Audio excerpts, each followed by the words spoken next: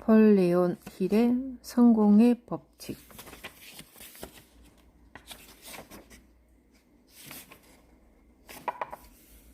편역자의 말. 성공은 미래의 가치에 달려있다. 우리는 지금 삶의 환경들이 급격히 변화함으로써 확실성이 담보되지 않는 시대에 살고 있다. 그 어느 때보다 미래라는 덕목이 중요한 때이다. 이는 어제의 생각으로 오늘을 살 수 없듯이 오늘의 생각이 곧 내일의 답이 될 수 없음을 의미한다. 이렇게 현란한 복잡성과 불확실성이라는 특징을 지닌 현대사회는 현재와 미래에 대한 자신의 좌표 설정이 중요하다. 더 나아가 어제와 오늘의 토대 위에서 내일을 예측하는 것이 필요하다. 많은 사람들은 보통 세상 만사가 합리적으로 이루어진다고 생각한다. 언제나 능력 있고 훌륭한 사람이 지도자가 되고 가장 일을 잘하거나 다른 사람에 비해 두각을 나타내는 사람이 간부나 임원으로 승진하며 또한 그들이 부자가 된다고 믿고 있다. 다시 말해 사회는 항상 가장 합리적인 원칙과 판단에 의해서 움직일 것이라는 생각, 즉 일종의 고정관념이 지배한다. 하지만 우리가 목도하고 있듯이 실제 사회는 그렇게 일정 궤도를 따라 움직이지 않으며 비합리적인 면이 너무나도 많다. 반면에 현대 사회는 수많은 기회들로 넘쳐나고 있다. 그 넘쳐나는 기회를 자기 것으로 만들려면, 즉 정상을 향한 끊임없는 욕망이나 그 정상을 향해 뛰고 있는 많은 사람들이 꿈을 이루고 기회의 주인공이 되고자 한다면 하나의 전제 조건이 필요하다. 그것은 자신의 신념의 바탕에 확고한 성공 철학이 자리 잡고 있어야 한다는 점이다. 이는 자신의 삶의 좌표를 분명히 해야 한다는 의미이기도 하다. 부연하자면 기회는 넘쳐나지만 예전과 같은 구태의연한 대처로는 아무것도 얻을 수 없는 시대가 된 것이다. 지금처럼 하루가 다르게 급변하는 사회에서는 적절한 기술과 인간에 대한 철저한 이해력이 요구되기 때문이다. 자기 나름의 뚜렷한 원칙이 필요한 이유이다. 이 책의 주제인 성공 역시 마찬가지다. 어떤 분야에서든 성공이란 인간 본연의 갈망이며 최극상의 욕구로서 사람들은 바로 이 목적지에 도달하기까지 수없이 많은 시행착오를 거듭하게 된다. 안타까운 것은 성공에 대한 막연한 기대나 화려한 상상만으로는 결코 그것을 쟁취할 수 없다는 점이다.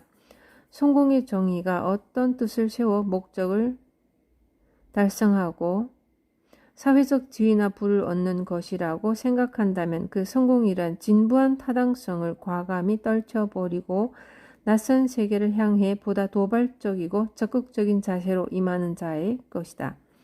많은 성공자들은 말한다. 자신은 오래전부터 성공하거나 부자가 되고 싶다는 소망을 마음속 깊은 곳에 간직하고 있었다라고. 이 이야기는 성공을 확신하는 자만이 성공할 수 있다는 의미가 된다.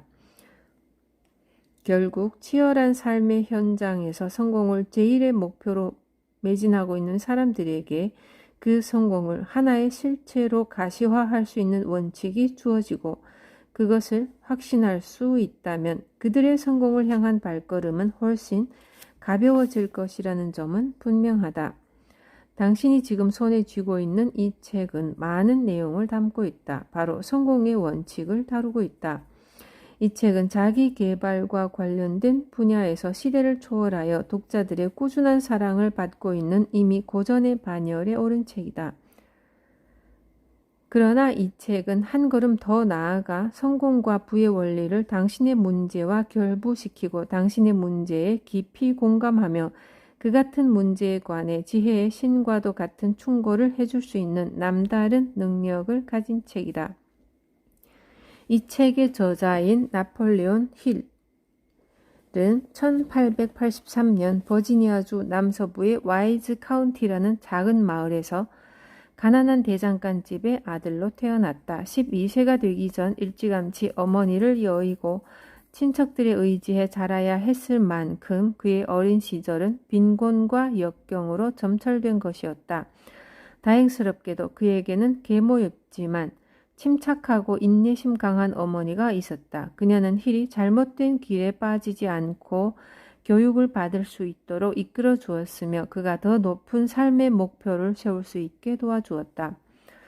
대학에 진학한 그는 학교를 졸업한 후에는 법학대학원에 진학하겠다는 꿈을 갖고 있었지만 스스로 생활비를 벌기 위해 신문사나 잡지사의 기자로 사회생활의 첫걸음을 시작했다.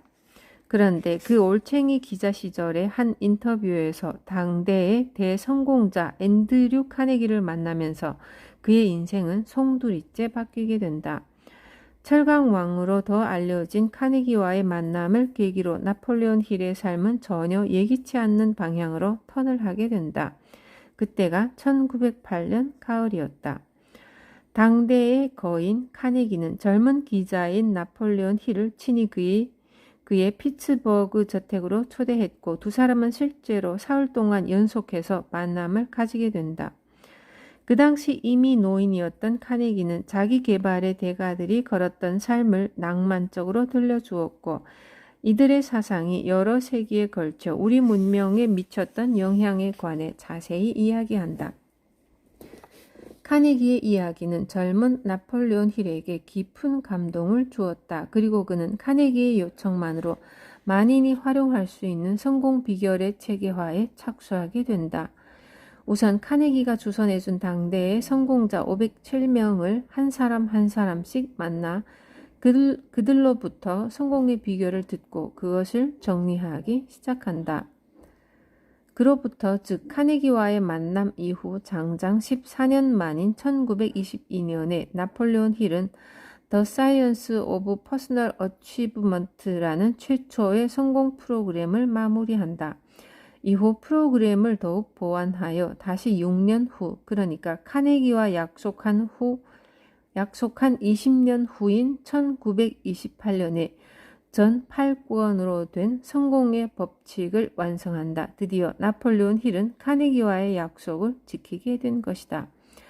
그 준비 기간만큼이나 이 책은 엄청난 센세이션을 불러일으키면서 단숨에 대단한 베스트셀러로 떠오르게 된다. 전무후무한 507명의 성공 원리를 바탕으로 정리된 그의 책은 시대를 뛰어넘어 수많은 사람들의 삶에 지대한 영향을 미치게 된다.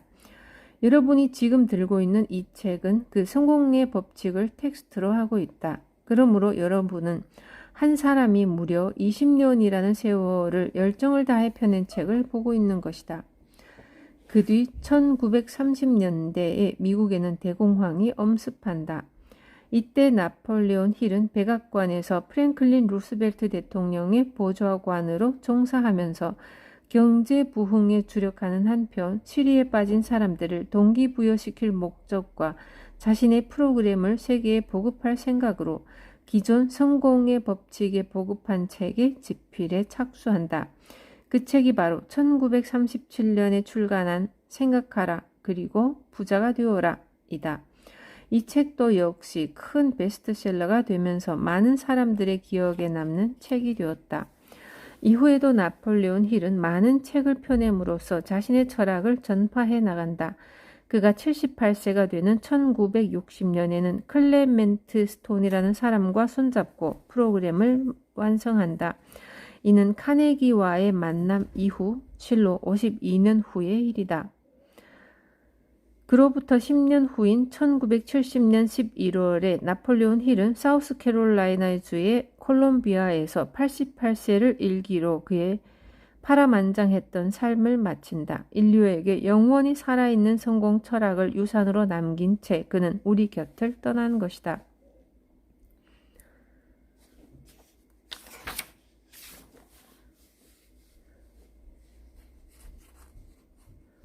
나폴레온 힐은 이 책 성공의 법칙에서 많은 이야기를 하고 있다. 당연히 복잡해 보이나 무릇 위대해 보이는 것도 알고 보면 기본적인 사실은 아주 간단하다. 이 책의 특징도 역시 마찬가지이다. 정리해놓고 보면 의외로 단순하다. 왜냐하면 그것은 사람들로 하여금 해야 할 일을 명료하게 제시하고 있기 때문이다. 나폴레온 힐이 이 책에서 가장 강조하는 핵심은 다음과 같다. 첫째, 사람은 명확하고 중요한 목표를 가져야 한다는 점이다. 목표를 가져야만 지금보다 더 나은 단계로 발전할 수 있다는 점을 강조하고 있다. 또한 어떤 목표를 쟁취하고자 할 때는 어떠한 사고방식을 가지느냐로부터 성공이 결정된다는 점을 강조하고 있다. 이는 성공에 대한 소망으로부터 비롯된다는 것의 다른 표현이다. 둘째는 명확한 목표가 확립되었다면 함께 일할 팀이 있어야 한다고 얘기한다. 그것을 힐은 마스터마인드라고 명명하고 있다. 이 세상에서의 성공이란 언제나 개인적인 노력의 문제이다. 그러나 다른 사람의 협력 없이도 성공할 수 있다고 믿으면 그것은 스스로를 기만하는 것이다. 성공이 개인적인 노력의 문제라고 하는 것은 무엇을 원하는지를 자기 마음속에서 결정해야 한다는 것을 의미한다. 이러한 관점에서 본다면 성공의 성취는 어떻게 하면 다른 사람들의 협력을 좀 더 기술적으로 그리고 재치 있게 얻어낼 수 있느냐의 문제와 결부된다. 물론 책에서는 이 부분에 대해 많은 지면을 할애하지만 용어가 무엇이든 그 명칭이 중요한 것이 아니라 사람들과 함께 일해야 한다는 사실이 중요하다는 것을 강조한다. 이런 몇 가지 근거들로 미루어 보면 나폴레온 힐의 주장은 성공의 결과론이기보다는 성공의 과정론 혹은 개척론적인 의미를 갖는다고 할 수 있다. 어떤 주장이나 철학의 가치는 그것을 접한 후 각자의 마음에서 사고를 행동으로 촉진할 때에 있는 것이지 그 자체로는 단지 이론에 불과하다. 결국 어떤 이론이나 법칙 혹은 원리를 막론하고 그 최종적인 평가는 실제적으로 효과를 내느냐에 달려있는 것이다. 이것이 뒷받침되지 않는다면 제안물이 훌륭한 얘기도 공허할 뿐이다. 편육자와 나폴레온 힐과의 인연은 1989년으로 거슬러 올라간다. 그 당시 직장을 사직하고 인생에 대해 진지하게 고민할 때 나폴레온 힐의 책들을 만났고 편육자는 그의 철학에 깊이 심취했다. 책에서 주장하는 일관된 메시지는 성공이었으며 편육자 또한 그것을 갈망할 때였다. 당연히 책에서 배운 내용들을 비즈니스에 적용하였으며 그 결과는 프리덤, 즉 돈과 시간으로부터의 자유였다. 작지만 세속적인 의미의 성공에 접근한 것이다. 그야말로 실제로 효과를 낸 것이다. 그런 인연이 있었으므로 이 책을 편육해보지 않겠느냐는 제안을 받고 무척 행복했다. 나폴레온 힐의 책을 접하고 생활화하면서 언젠가 때가 되면 저자의 철학을 내 나름대로 해석해보리라는 처음의 꿈을 이룰 기회가 다가왔기 때문이다. 그러나 한편으로는 두려움이 앞섰다. 몇 권의 저서가 있기는 하지만 편역자는 전문 번역가는 아니며 기본적으로는 비즈니스와 성공학 강의, 즉 파일을 만드는 일이 주업인 이른바 야전군이기 때문이었다. 그런 이유로 큰 작품을 감당할 수 있을까 하는 걱정이 앞섰지만 용기를 내어 작업을 진행한 데는 앞에서 소개한 개인적인 인연과 함께 다음과 같은 이유들이 더 크게 작용했다. 성공 혹은 비즈니스란 기본적으로 미래를 위해 오늘의 시간을 담보하는 것이다. 과거나 현재가 아닌 미래가 중요하며 성공은 원칙적으로 미래의 가치가 어떠냐에 달려있다. 이 책은 그 점에서 충실했다. 책의 내용이 어제의 이야기를 담고 있는 것 같지만 오늘에 맞는 주제였으며 더 나아가 내일의 해답을 제시하고 있다. 다음으로는 이 책이 성공학을 표방하고 있음에도 내용적으로는 성공술, 즉 방법론을 다루고 있기 때문이다. 과학이 있으면 기술이 있어야 하듯이 학은 술을 통해서만이 비로소 현실 세계에서 자신을 입증할 수 있는 것이다. 그런 부분들이 편역자의 생각과 일치했으며 작업을 시작한 이유이기도 했다. 돌이켜보면 이 책과 씨름한 거의 1년여 동안 몸은 힘들었지만 정말 행복했던 시간이었다. 원하는 일을 원하는 방식으로 할 수 있었으므로.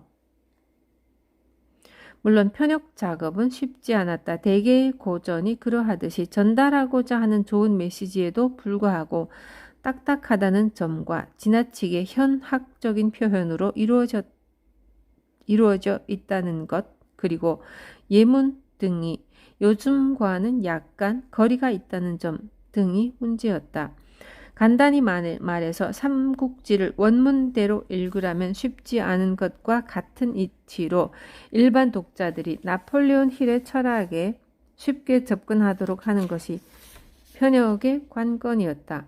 저자의 의도를 훼손하지 않으면서 글의 메시지를 가장 명료하고 간결한 방법으로 전달해야 하는 것이 편역자에게 주어진 숙제였던 것이다. 한마디로 편역이란 나름대로의 관을 요구하는 작업이었다. 어쨌든 이런 과정들을 거쳐 이 책이 세상에 선을 보이게 되었다. 독자들이 이 책에서 교훈을 얻는다면, 그래서 성공이라는 실체에 접근하게 되었다면 그것은 전적으로 저자인 나폴레온 힐의 몫이다. 반면 이 책에서 부족한 부분은 순전히 편역자의 천학 비제에 기인한다. 독자 재현의 아낌없는 질책과 성원을 바란다.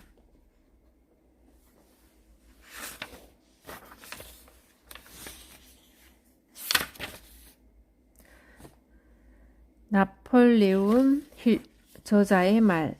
약 30년 전에 겐솔러스라는 젊은 목사가 다음과 같은 주제로 설교를 한다는 내용의 광고를 시카고의 한 신문에 실었다.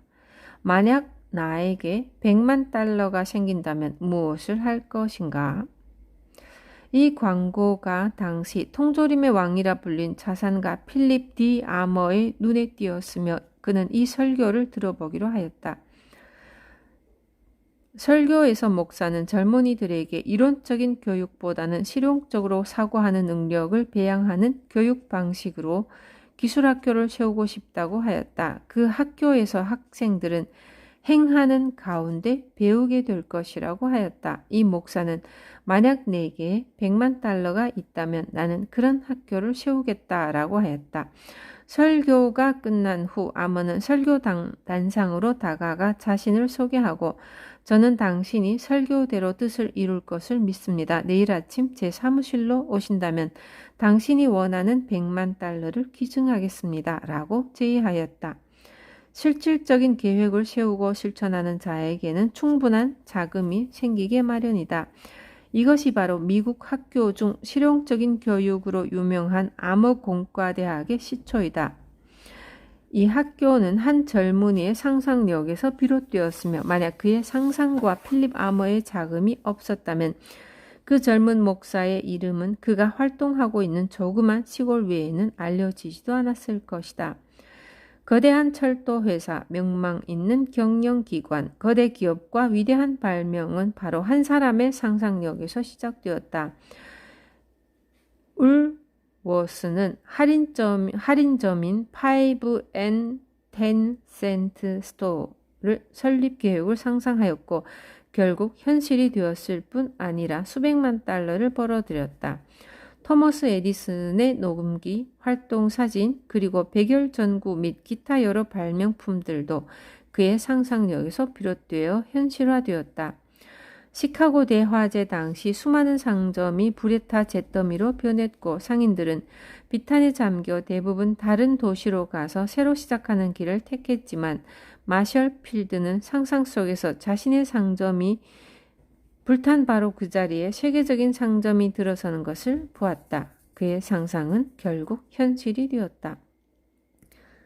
다행스럽게도 오늘날 젊은이들은 상상력을 이용하는 법을 배울 수 있으며 기회가 풍부한 시대에 살고 있다. 상상은 사용할수록 개발되고 확장된다. 이것이 사실이 아니라면 이 저술도 불가능했을 것이다.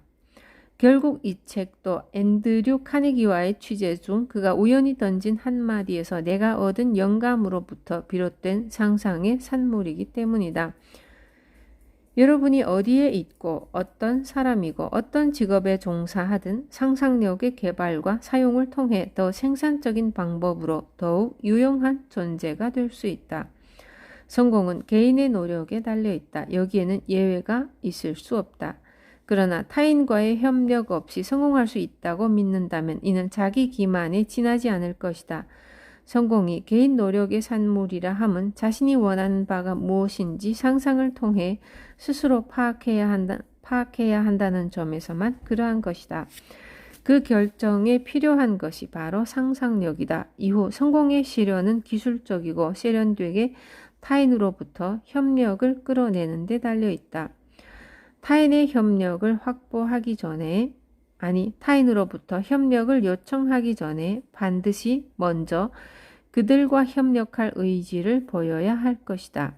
이를 위해 구장, 보수보다 많은 일을 하는 습관을 신중히 살펴보길 바란다. 이 법칙만으로도 사실상 자신이 하는 모든 일에서 성공을 거둘 수 있게 해줄 것이다. 이 책의 개론에 해당하는 1장의 뒷부분에는 한 명의 유명 인사 분석표가 실려 있다. 이를 연구하고 비교하길 바란다. 이 표를 주의 깊게 관찰하게 되면 실패한 사람들이 간과한 항목들을 발견하게 될 것이다. 분석의 대상이었던 10명 가운데 8명은 성공인으로 알려졌으며 2명은 실패자로 간주된다. 이 2명이 왜 실패자의 부류에 속하게 되었는지 파악해 두길 바란다. 그러고 나서 자기 자신을 분석하라. 이러한 목적을 위해 표 옆에는 2칸의 공란이 있다. 책을 처음 접할 때 15가지 성공의 법칙 항목마다 자신을 평가하고 책을 다 읽고 나서는 마지막으로 자신을 다시 한번 평가하여 그 사이에 어떤 진전이 있었는지 살펴보길 바란다. 성공의 법칙의 목적은 자신의 분야에서 어떻게 더 유능한 존재가 될 것인가를 발견하게 하는 데 있다. 이를 위해 여러분은 자신의 자질을 분석하여 분류를 하게 될 것이며 종국에는 그들을 조직하고 효율적으로 사용하게 될 것이다. 아마 여러분 가운데 지금 종사하고 있는 일이 마음에 들지 않는 사람도 있을 것이다. 그 일에서 벗어날 수 있는 방법은 2가지가 있다. 하나는 그럭저럭 해나가기에 충분할 만큼만 목표를 정하고 그 정도만 신경을 쏟는 것이다. 그렇게 하면 머지않아 그 일에서 벗어날 수 있을 것이다. 왜냐하면 당신의 서비스에 대한 수요가 멈출 것이기 때문이다. 좀 더 바람직한 방법은 지금 자신이 일하는 곳에서 필요하고 능률적인 존재가 되는 것이다. 그렇게 하면 당신이 좋아할 일을 제시하거나 그런 부문으로 승진을 시켜줄 수 있는 사람의 주의를 끌게 될 것이다. 어떤 길을 택할지는 당신에게 달려있다. 또한 여러분에게 이 책의 9장에서 다루는 내용들을 상기시키고 싶다. 그 원칙들을 실천함으로써 바람직한 방법으로 자신을 개발시킬 수 있을 것이다. 수많은 사람들이 칼루멧 구리광산을 지나갔지만 아무도 이를 발견하지 못했다. 오직 한 사람만이 자신의 상상을 이용하여 땅을 파고 탐사를 한 결과 세상에서 가장 풍부한 구리 저장고를 발견하게 되었다. 당신을 비롯하여 모든 사람이 자신의 칼루멧 광산지대를 걸어가고 있다.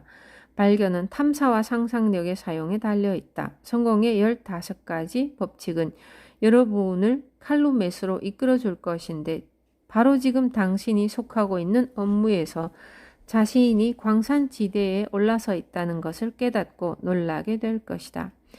러셀 콘웰은 그에 져서 다이아몬드의 땅에서 기회는 멀리서 찾을 것이 아니라 바로 우리의 발밑에 있다고 설파하고 있다. 바로 우리가 서 있는 곳에 기회가 있다는 것이다. 이것은 가슴에 새길 만한 진리이다.